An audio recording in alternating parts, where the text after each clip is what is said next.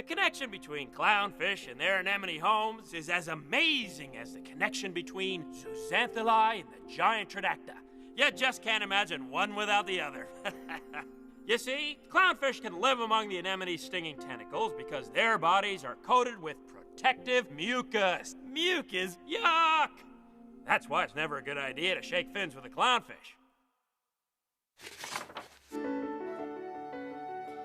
Paracantherus hepatus are delightful little creatures.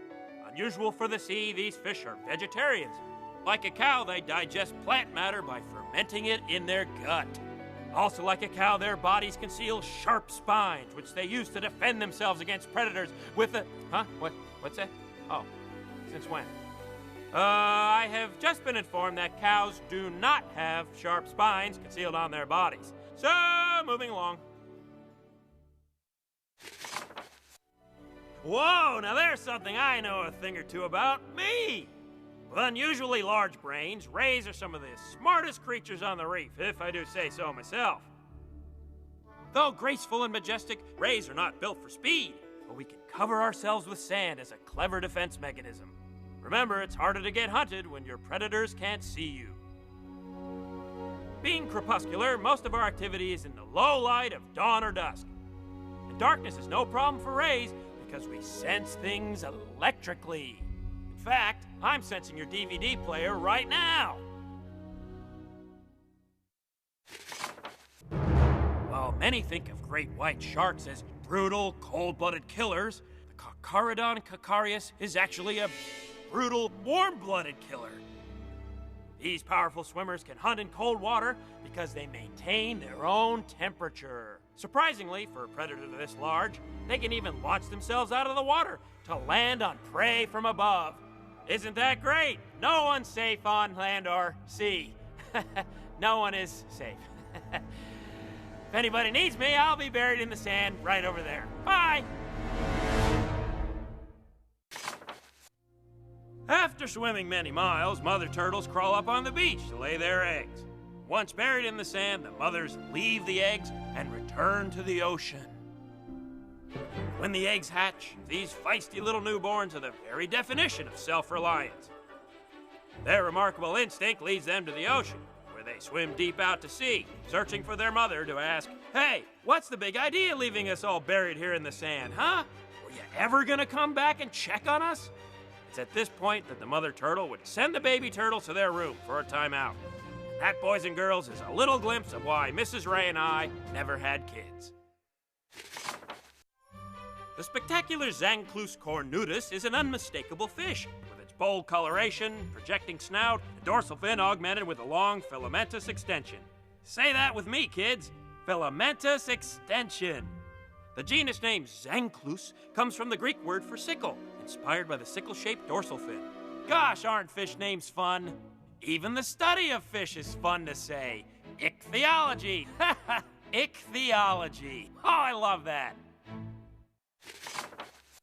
The starfish may appear lifeless and motionless, but in fact, they're one of the most dynamic and exciting creatures in the sea. These living wonders move in remarkable ways. The trick is to be patient. Take it from Mr. Ray. When they move, it's truly worth the wait. Let's watch. Ever so slightly, and... Okay, nothing yet. Remember patience. Every movement is like a jewel to be studied. Wait, is that? No, nothing. Oh, who are we kidding? Is this thing even alive? It's like watching algae grow. Forget it. That's enough of this starfish. I've had it up to... Now, the Diodon holocanthus may be cute, but it also happens to be one of the most poisonous fish in the sea. It's known as the pufferfish because when threatened, it puffs up to appear more powerful.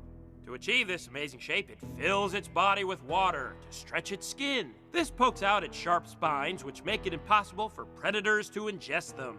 Unfortunately, once the pufferfish is inflated, it still is at the mercy of others in the ocean, namely the local teenage fish, who use them as volleyballs or floats in the parade.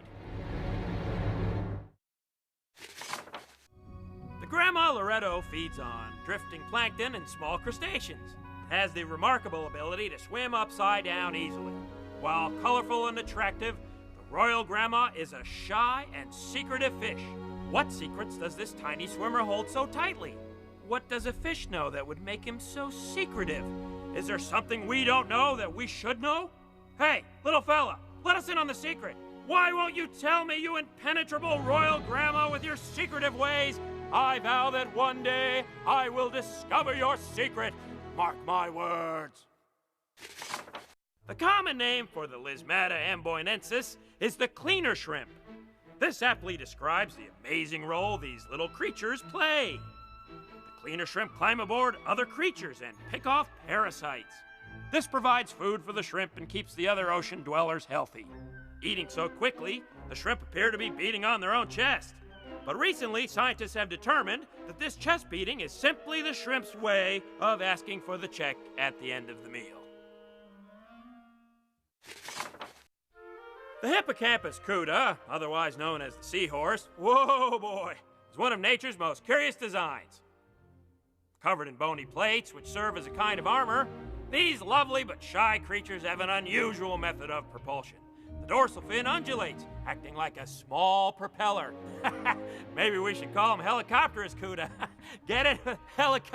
He's a helicopter. Okay, we're done.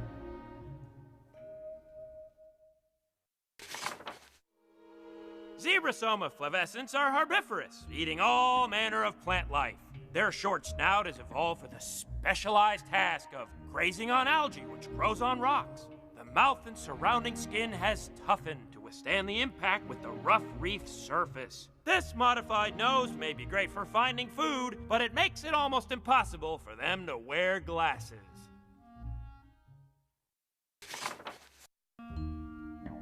Ah, the lovely black and white humbug, also known as the zebrafish. With its striking black and white stripes, some might be tempted to call it the striper, or the vertical blind, or the picket fence in front of coal, or the ebony and ivory fish.